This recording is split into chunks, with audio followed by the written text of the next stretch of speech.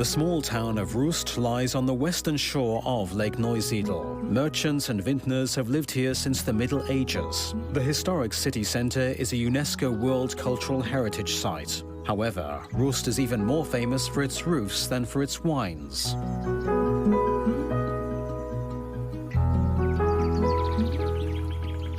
The stork nests crown many of the numerous chimneys of the historic buildings.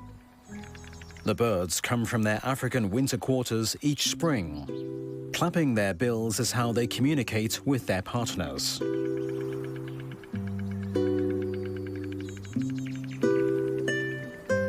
Because wetlands are growing increasingly rare, storks concentrate in individual regions and have grown accustomed to the proximity of humans.